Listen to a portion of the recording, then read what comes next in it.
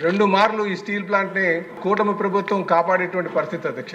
ఒకసారి 1999-2000లో సుమారు 1347 కోట్లు తీసుకొచ్చి మనం అటు బీజేపీ యొక్క పార్టీ యొక్క సహకారంతో, ప్రభుత్వం యొక్క సహకారంతో, అలాగే చంద్రబాబు నాయుడు గారి యొక్క సహకారంతో ఈ రోజు మనం స్టీల్ ప్లాంట్ నించోబెట్టుకోగలిగాం అధ్యక్ష. అప్పుడు అదేవిధంగా ఈ రోజు కూడా అధ్యక్ష సుమారు 11,440 కోట్ల రూపాయలు కేంద్ర సహకారంతో, అలాగే రాష్ట్రం ఎష్యూరెన్స్ తో 2,600 కోట్ల ఎష్యూరెన్స్ తోనే మన ప్లాన్ కాపాడాం అధ్యక్ష. కాకపోతే కొంతమంది క్యాప్టివ్ మైన్స్ ఉంటే చాలని, లేకపోతే రాష్ట్రంలో మైన్స్ ఉన్నప్పటికీ కూడా మైన్స్ అలాట్ చేయట్లేదని, లేకపోతే ఇది దశల వారీగా ప్రైవేట్ పరం అయిపోతుందని ఇలాగ అనేక అపోహలు తీసుకొస్తున్నారు అధ్యక్ష.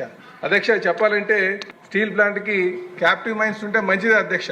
కానీ ఇక్కడ పెద్దలు రామకృష్ణ గారు ఉన్నారు, కొంతాల రామకృష్ణ గారు, వారికి పూర్తి అవగాహన ఉంది అధ్యక్ష. ప్లాంట్ స్థాపించేటప్పుడు మరి మైన్స్ ఇచ్చేటప్పుడు మైన్స్ మొదట్లో ఇచ్చారు అధ్యక్ష.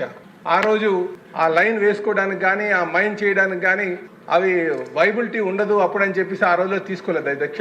ఈ రోజు తీసుకోవడానికి ఆలోచన చేసినప్పటికీ కూడా పాలసీ మారడం అనేక ఇబ్బందులు ఉన్నాయి అధ్యక్ష. అయితే రాష్ట్రంలో ఉన్నటువంటి మైన్స్ కానీ తీసుకుంటే అవి చెప్పాలంటే స్టీల్ ప్లాంట్ ఆ క్వాలిటీ మైన్స్ వాడదు అధ్యక్ష. ఎందుకంటే ఆ మైన్ సుమారు ఆ మైన్ లో ఉన్నటువంటిది 42%, 40% ఉన్నటువంటి ఎఫీ కంటెంట్ ఉంటుంది అధ్యక్ష.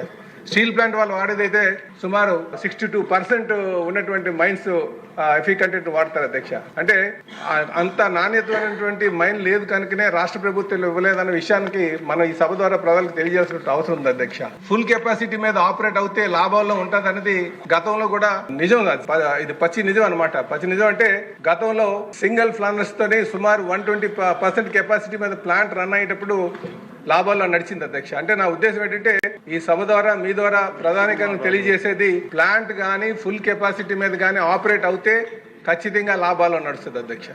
నియర్లీ 55% కెపాసిటీ మీద రన్ అవుతే బ్రేక్ ఈవెన్ పాయింట్ వస్తుంది అధ్యక్ష. అంటే దానికి ప్రతి నెల 240 కోట్ల రూపాయలు జీతాలు, 60 కోట్లు మెయింటెనెన్స్ గా పడుతుంది అధ్యక్ష. అంటే 300 కోట్ల రూపాయలు ఖర్చు అయ్యేటువంటి పరిస్థితి అధ్యక్ష. కనుక మనం ఈ రోజు డబ్బులు తీసుకొచ్చి పెట్టాం కనుక కేవలం మళ్ళీ అటు కార్మికుల మీదో లేకపోతే మేనేజ్మెంట్ మీద వదిలిపెట్టేసి కన్నా మనం కూడా దాన్ని డైలీ మానిటర్ చేయాల్సిన అవసరం ఉంది. మనం మానిటర్ చేస్తే తద్వారా మనకి అసలు ఏం జరుగుతుంది అక్కడ అన్న ఆలోచన, అంటే స్టేట్ గవర్నమెంట్ నుంచి కూడా ఒక పర్యవేక్షణ ఉంటే బాగుంటుందని చెప్పేసి ఈ సందర్భంగా తెలియజేస్తున్నాను అధ్యక్ష.